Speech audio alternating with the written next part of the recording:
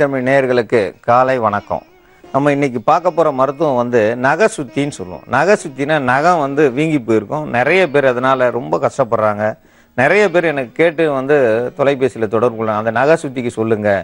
இதெல்லாம் வந்து ஓடுற ஓட்டத்தில் சரி பண்ணிட்டு போகிறது. நகை சுற்றி எதுக்கு வருது?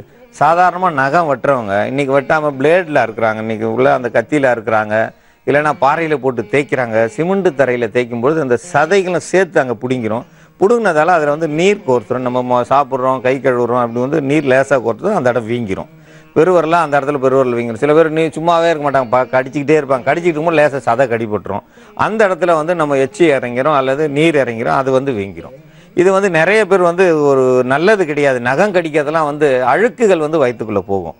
நம்ம வந்து நகம் இருக்கக்கூடாது அப்படின்னு இப்போ நான் சொல்கிறேன்னா, இப்போ நகம் யாரும் வெட்டி இந்த மாதிரி வளர்க்கக்கூடாதுன்னா நான் தான் வெட்டியிருக்கணும். நம்ம மட்டும் நகம் வளர்த்துக்கிட்டு நம்ம பிள்ளைங்கள போய் நகம் வெட்டுப்பான்னா கேட்கவே மாட்டாங்க. எதை நம்ம செய்கிறோமோ, சிகரெட்டு பிடிக்காதன்னு சொன்னோம்னா நம்ம பிடிக்கக்கூடாது. அப்போ தான் அடுத்தவங்கள நம்ம சொல்லணும். நம்ம கையை சுத்தம் பண்ணணும் அப்படின்னா நம்ம முதல்ல சுத்தம் பண்ணியிருக்கணும். அப்போ நம்ம மகன்கிட்ட போய் சொன்னோம்னா நீ முதல்ல வெட்டிட்டு வாப்பான்னுவோம். அப்போது வந்து நம்ம கடித்து பழகணும்னா நம்ம மகனும் கடிப்பான். அதனால் கடிக்காதீங்க தயவுசெய்து. இன்றைக்கி இருக்கிற அந்த நகத்தை வந்து சுத்தம் பண்ணுற விதம் இருக்குது. அது மாதிரி சுத்தம் பண்ணிங்கன்னா இந்த நகை சுற்றி வராது. மீண்டு வந்துச்சா அது வந்து சீல் கோர்த்துருக்கோம், விரல் வீங்கிடும். அதனால் இரவு முழுவதும் வந்து காய்ச்சல் வரும்.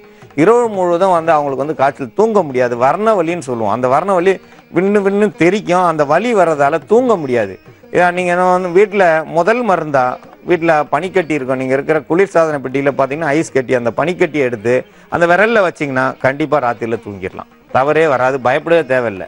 இதெல்லாம் ராத்திரியில் தான் அதிகமாக வலியை கூட்டக்கூடியது.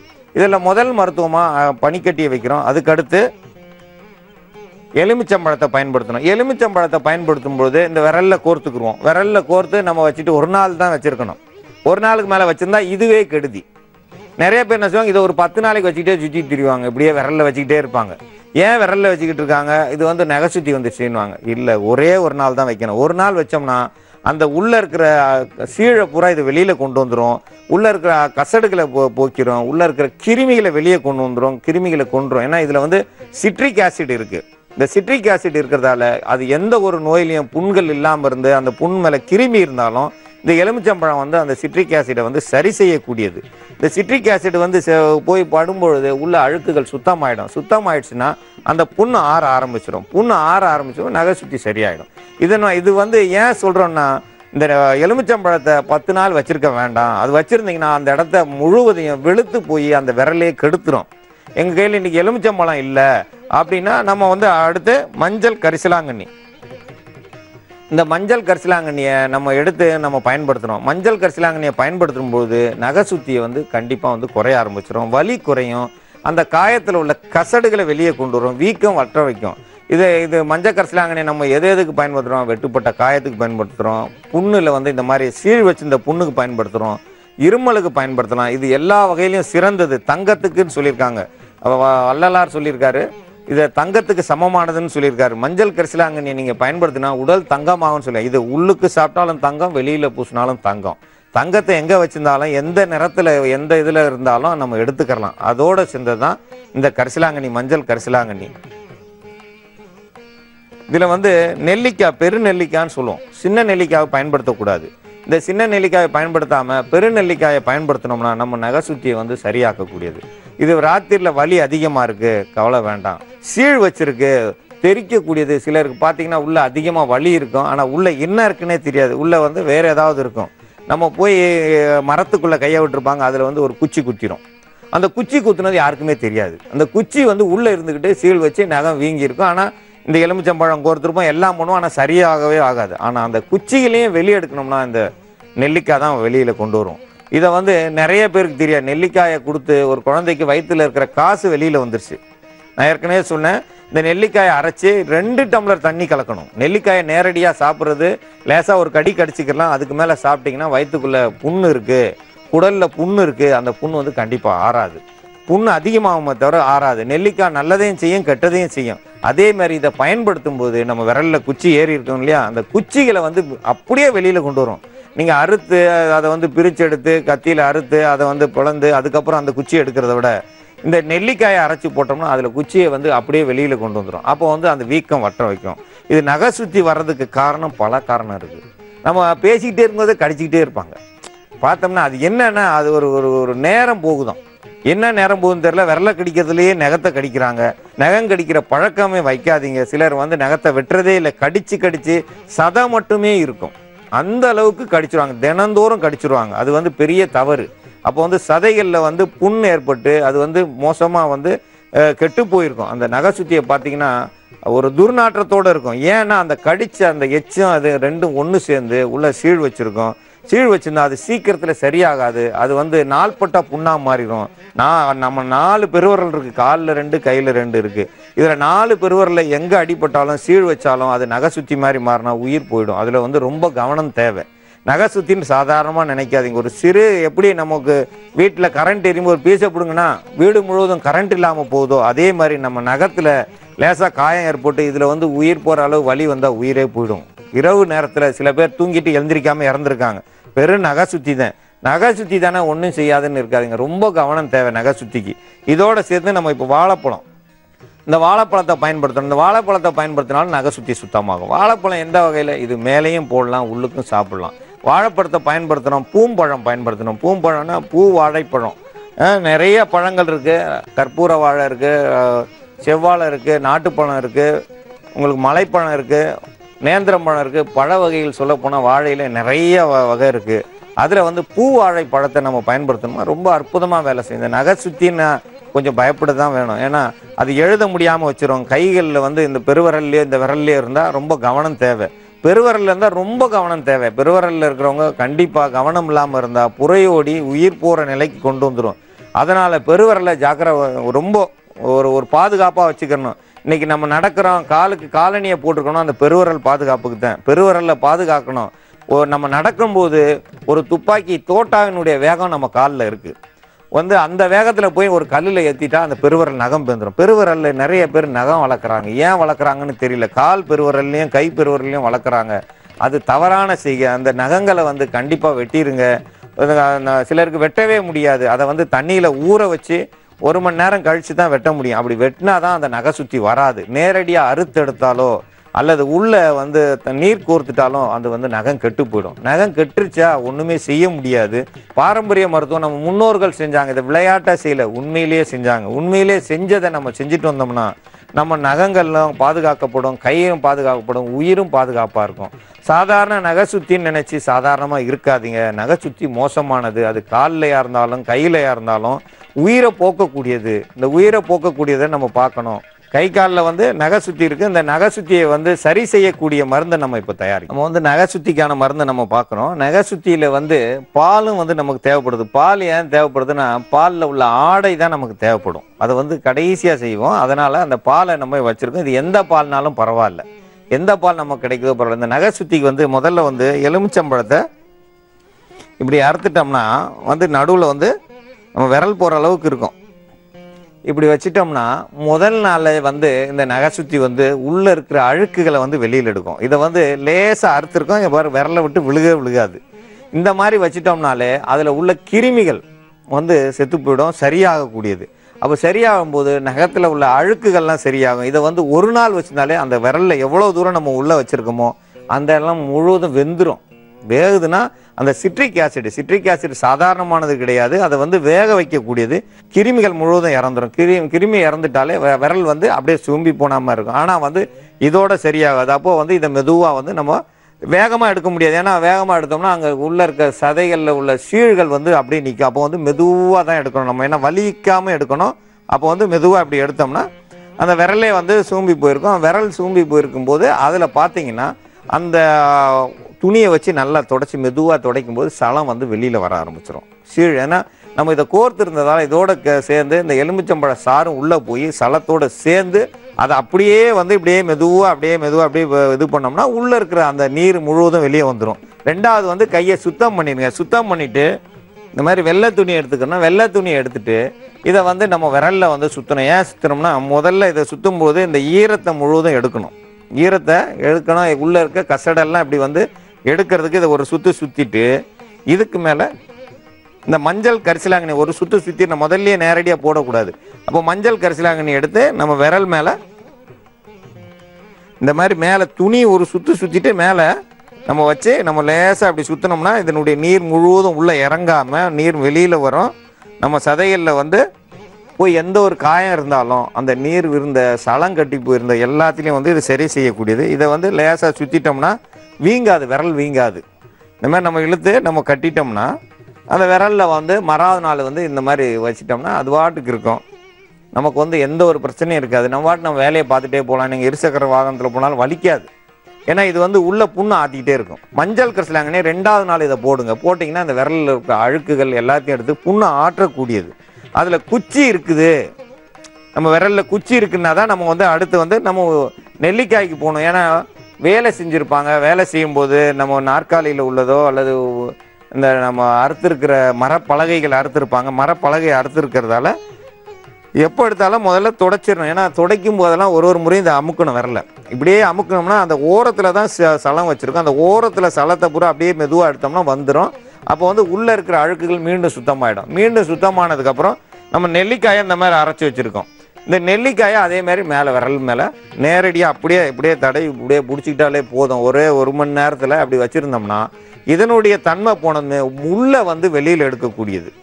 முள்ளை வந்து வெளியில் எடுத்துரும். நெல்லிக்காயை வந்து இந்த மாதிரி விரலில் தடவி இருந்தால் உள்ளே இருக்கிற முள் வந்து தன்னால் வெளியில் வந்துடும். இது வந்து 3வது நாள் நம்ம போடுறோம். 3வது நாள் போடும்போது உள்ளே இருக்கிற முள் வந்து நம்ம அறுத்து எடுக்க வேண்டியதில்லை. இல்லை குச்சியோ வேறு ஏதாவது ஒரு இதோ வந்து நமக்கு தெரியாமல் இரும்பு ஏறி இருக்கும். சிலர் பார்த்தீங்கன்னா இரும்பு வேலை செய்கிறவங்களுக்கு, இந்த இரும்பு பட்டையில் வேலை செய்கிறவங்களுக்கு தூள்கள் போய் நொறுக்குன்னு உள்ளே ஏறி இருக்கும். அது வந்து அவங்களுக்கே தெரியாது. அப்போ இதை நம்ம இதை பண்ணோம்னா வெளியில் வந்துடும். அதே நெல்லிக்காய் இந்த சாறு ஒரு நெல்லிக்காய் இதில் வந்து 2 லிட்டர் தண்ணியை கலந்து அதில் இருந்து ஒரு 50 மில்லி அவங்க குடிச்சிட்டு வந்தா இரும்பு தூள் கண்ணுக்குள்ளே குத்திருந்தா கூட அது கண்டிப்பாக விடிய காலையில் வெளியில் வந்துடும். ஆனால் நேராக தடவும் போது இதை வந்து நேராக தடவும்னா அதில் உள்ள முள்கள் வந்து வெளியே வந்துடும். முள் வெளியே வந்துச்சுன்னா வலி சரியாயிடும். வலி சரியாகும் போது அந்த நகை சுற்றி ஏன் வந்துச்சுன்னு நமக்கு தெரியாமே இருக்கும். சிலருக்கு போய் நோண்டுமே நொறுக்குன்னு குத்திடும். இப்படியே இப்படின்னு வாங்க டேபிளுக்கு கீழே கையை விட்டு ஏதோ எடுக்கிறோன்னா உள்ளே குத்திருக்கோம். அப்படியே கண்டுக்கிறாமல் இருப்பாங்க. பார்த்தீங்கன்னா மறுநாள் வீங்கியிருக்கும். அதுக்கு மீறி இருக்கு நமக்கு வந்து வாழைப்பழம். இந்த வாழைப்பழத்தில் வந்து இது எதையும் பயன்படுத்தணும்னா வெறும் தோல், இப்படி தோல் எடுத்து நீங்கள் மெதுவாக இப்படி சுற்றி விரலை சுற்றி இப்படி வச்சுக்கிட்டா போதும்.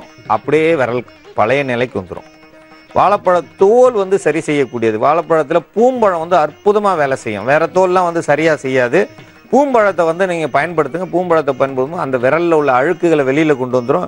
விரலில் உள்ள நீர்களை கொண்டு வந்துடும். அதுக்கு என்ன உள்ள கிருமி இருந்தால் அந்த பழத்தினுடைய அந்த தோலினுடைய அந்த ருசிக்கு உள்ளே இருக்கிற கிருமி வெளியில் வந்துடும். வெளியில் வந்துட்டாலே சரியாயிடும். நகை சுற்றி வந்து அந்த விரல் வந்து பழைய நிலைக்கே வந்துடும். வீங்காது, வீங்கினாலும் சரி வந்துடும்.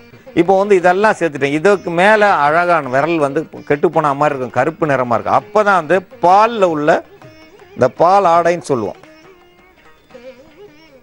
இந்த பால் ஏடு இந்த மாதிரி மேலே வச்சு அப்படியே மெதுவாக வச்சு விட்டீங்கன்னு வச்சுங்களேன், விரல் வந்து பழைய நிறத்துக்கு வந்துடும். பால் வைக்கிறதால உள் உறுப்புகள் கெட்டு போயிருக்கு, உள்ள ஏதாவது கசடு இருந்தாலும் வெளியில் வந்துடும்.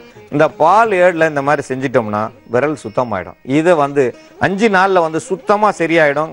அந்த நகை சுத்தின்ற பேச்சுக்கே இடம் இருக்காது. நகத்தில் எந்த அளவு பாதிப்பு இருந்தாலும் அழகாயிடும். நகத்தை பிடுங்க வேண்டிய அவசியம் வராது. பார்த்தீங்கன்னா போனீங்கன்னா இன்னைக்கு மருத்துவமனை முதல்ல நகத்தை பிடுங்கிடுவாங்க. நகத்தை பிடிங்கிட்டாங்கன்னா 2வது ஒரு முறை வந்துடும். 2வது ரொம்ப நாள் பொறுத்து புது நகம் முளைக்கும். புது நகம் முளைக்கும் இதே மாதிரி ஒரு முறை நகத்தை பிடுங்கினா என்னைக்கு முளைக்கும்? நம்ம உடம்புல உள்ள சுண்ணாம்பு சத்து குறைய நகங்கள் முளைக்கிறது குறைஞ்சிரும். ஒரு முறை வரும், 2வது முறை 3வது முறை வராது நகம். ஆனால் நகம் கெட்டு போச்சு, விரல் சுருங்கிடும். விரல் சுருங்கினா அழகு போயிடும். நம்ம கை விரல் 10 விரலை காமிச்சோன்னா 10 விரலாம் அழகாக இருக்கான்னு தான் முதல் பார்க்குறோம். ஏன்?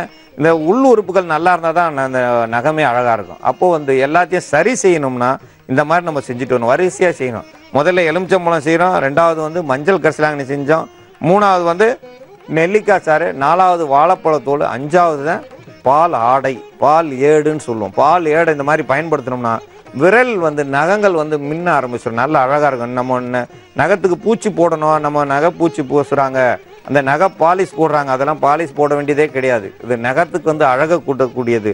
இதை வந்து இந்த பாலாடை எடுத்து எல்லா விரலையும் சும்மா போட்டு வந்தாலே நகம் வந்து அழகாக இருக்கும். அவங்களுக்கு சாதாரண நகமே வந்து மின்றா மாதிரி இருக்கும். ஏன்னா அந்த பாலாடை அந்த அளவுக்கு அற்புதமாக வேலை செய்யும். பாலாடையை நம்ம சாப்பிட்றோம், சாப்பிட்டா உடல் மின்னும். மேலே போட்டோம்னா அந்த உள் உறுப்புகளில் எது கெட்டிருக்கோ அதில் உள்ள கெட்டு போயிருக்கும், அது உள்ள கிருமிகள் இருக்கும், அதெல்லாம் வெளியில் வந்துடும். அந்த பாலினுடைய ருசிக்கு வெளியில் வந்துடும். உள்ளே வந்து நம்ம உடம்பு தன்னால் சரி பண்ணிடும். அப்போ நகை சுற்றி தன்னால் செய்கிறோம். நகை சுற்றி சாதாரணமானதுன்னு ஒரு அலட்சியமாக இருக்கக்கூடாது. ஏன் அலட்சியமாக இருக்கக்கூடாது? உயிர் போகிற நிலையில் கொண்டு போயிடும். ஒரு சிறு துரும்பும் வந்து நமக்கு உதவுனா சிறு துரும்பு நம்மளை வந்து கெடுக்கும். அப்போ வந்து இந்த நகை சுத்தியை சரி செய்யணும். இந்த நகை சுத்தியை சரி செய்யறதுக்கு இது மாதிரி எல்லாத்தையும் நம்ம பயன்படுத்தணும். எல்லா மருந்தும் நம்ம வந்து வரிசையாக 5 நாளைக்கு பயன்படுத்தணும். 5ஆவது நாளில் வந்து கை விரல் வந்து சுத்தமாயிடும். சுத்தமாயிடுச்சுன்னா உங்களுக்கு வந்து நல்லதை செய்யக்கூடியது. நகை சுத்தி இல்லாமல் இருக்கணும்னா இந்த மருந்தை நீங்கள் பயன்படுத்தணும். இந்த மருந்தை எல்லாரும் பயன்படுத்தலாம். பெரியவங்க சிறியவங்க யார் பயன்படுத்தினாலும் நகை சுத்தி சரியாகும். இந்த மருந்தை பயன்படுத்த வேண்டும் என்று கேட்டுக்கொள்கிறேன். பாத எரிச்சல்னா கால் பாதத்தில் எரிச்சல். இந்த எரிச்சலுக்கான மருத்துவம். பாத எரிச்சல் ஏன் வருதுன்னா உடலில் சத்து பற்றாக்குறை வந்ததால் பாத எரிச்சல் வருது. குழந்தை பிறந்ததுக்கப்புறம் பெண்களுக்கு இந்த பாத எரிச்சல் வரும். அதுக்கப்புறம் எத்தனை மருத்துவம் பார்க்குறாங்கன்னு அவங்களுக்கே சொல்ல முடியாது. தண்ணியிலே நின்றுக்கிட்டு இருந்தால் அந்த எரிச்சல் குறையும், அல்லது அந்த பாதத்தில் ஏதாவது ஐஸ் கட்டியை வச்சுக்கிட்டே இருப்பாங்க. இந்த மாதிரி இருக்கிற சூழ்நிலையில் இந்த பாத எரிச்சலை வந்து சரி பண்ணுறது அவ்வளோ சுலபம் இல்லை. இந்த மாதிரி பாத எரிச்சலுக்கு இன்புறான்ற செடி வந்து ரொம்ப அசுர வேகத்தில் இந்த பாத எரிச்சலை சரி பண்ணும். இந்த இன்புறா பல மருத்துவத்துக்கு பயன்படும். இது தரையில் முளைச்சிருக்கும், எல்லா இடத்துலையும் கிடைக்கும். இதில் வெள்ளைப்பூ இருக்கும். வெள்ளைப்பூ இருக்கிறது தான் நீங்கள் பயன்படுத்தணும். சிகப்பு பூ ஒரு நீல கலரில் பூ இருக்கும், அது வேண்டாம். அது அந்த அளவு வேகமாக வேலை செய்யாது. வெள்ளைப்பூ இருக்கிறது அசுர வேகத்தில் பயன்படும். காலடியிலே இருக்குது. எல்லா இடத்துலையும் ரோட்டில் நடந்து போகும்போது கல் இடுக்குகளில் இது முளைச்சிருக்கும். இலை வந்து லேசாக மெல்லிசாக அரிசி 2 அரிசியை நேராக வச்சா மாதிரி இருக்கும். அது வந்து வெள்ளை கலரில் தான் பூ இருக்கும். இந்த இன்புறா வந்து இன்ப ஊறல் அதுன்னு சொல்லுவாங்க. அதனுடைய சாறு வந்து உடலில் சேர இன்ப ஊறல்னா எல்லாமே நல்லது நடக்கும். இன்புறா இலையோடு சேர்த்து அரிசியும் சேர்த்து அரைச்சி சாப்பிட்டோம்னா ரத்தம் சீக்கிரமாக உற்பத்தி ஆகும். ரத்தத்தில் எரிச்சல் உண்டாக்கக்கூடிய தன்மை ஏன்னா ரத்தம் குறைஞ்சிட்டா தான் அந்த இடம் எரியும். எரிய அந்த இடத்துல ரத்தம் குறைஞ்சிட்டே வருதுன்னு அர்த்தம். இந்த பாத எரிச்சலால் நிறைய பேர் அவதிப்படுறாங்க. குழந்தை பிறக்கிறதுக்கு முன்னாடியே பெண்களுக்கு இப்போ பாத எரிச்சல் வந்துடுது. ஏன்னா மாதவிடாய் விளக்கு சரியில்லாத நேரத்தால் அவங்களுக்கு இந்த பாத எரிச்சல் வருது. இந்த பாத எரிச்சலுக்கு இது வந்து அரிசி மாவோடு சேர்த்து அடை மாதிரி செஞ்சு சாப்பிடலாம். இந்த இன்புறாவை இந்த இன்புறாவோட சேர்த்து வெத்தலையும் சேர்த்து அரைச்சி எரியிற பாதத்தில் அரைச்சி தடவிட்டு இரவு நேரத்தில் தடவி காலையில் கழுவி வந்தோம்னா இது குறைஞ்சது 1 வாரத்துக்குள்ளே அந்த பாத எரிச்சல் அடங்கிடும். நாள் போட்ட அன்னைக்கே பாத எரிச்சல் அடங்கும். அதனால் ஒரே நாளில் நிறுத்திட வேண்டாம். குறைஞ்சது 1 வாரம் போட்டோம்னா அந்த பாத எரிச்சல் எப்பயும் வராது. எப்பயும் வராமல் இருக்கணும்னா உணவு முறை கண்டிப்பாக நல்ல உணவு முறை வேண்டும். சாப்பாட்டில் நல்ல வகையான சாப்பாடு இருக்கணும். இந்த சாப்பாடு குறைபாடு இருந்தால் நம்ம எத்தனை மருத்துவம் செஞ்சாலும் அந்த மருத்துவம் பலன் கொடுக்காது. இவங்க மத்தியான வேளையில் ஏதாவது ஒரு கூழ், சோளக்கூழ், கம்மங்கூழ், இல்லைன்னா இரும்புச்சோளம், இந்த மாதிரி ஏதாவது ஒரு சிறு தானியத்தில் கூழ், அல்லது இரவு நேரத்தில் களி, கேப்பக்களி, கம்மங்களி இதோடு சேர்த்து அவங்க சாப்பிட்டு வந்தாங்கன்னா இந்த எரிச்சல் கொஞ்சம் கொஞ்சமாக அடங்கும். பாத எரிச்சலுக்கு அவங்க வந்து கண்டிப்பாக மாமிச உணவுகள் எடுக்கக்கூடாது. மாமிச உணவு எடுத்தால் தான் எங்களுக்கு பாத எரிச்சல் அடங்கும், அதை சாப்பிட்டா தான் ரத்தம் ஊறும் நிறையா பேர் தவறான எண்ணிக்கையில் இருக்காங்க. இதை வந்து செஞ்சு இப்போ நேரடியாகவே வச்சுருக்கோம். அரைச்சி எல்லாத்தையும் ஒன்று சேர்த்தாச்சு. இன்புறா வெத்தலையினுடைய கூழ் இதை அரைச்சி வச்ச இந்த பசையை காலில் தடவிட்டு வந்தோம்னா கண்டிப்பாக 2 மணி நேரத்தில் அந்த எரிச்சல் அடங்கும். அதை தான் சொல்லுவாங்க அசுர வேகத்தில் அந்த எரிச்சலை அடக்கக்கூடியது இன்புறா.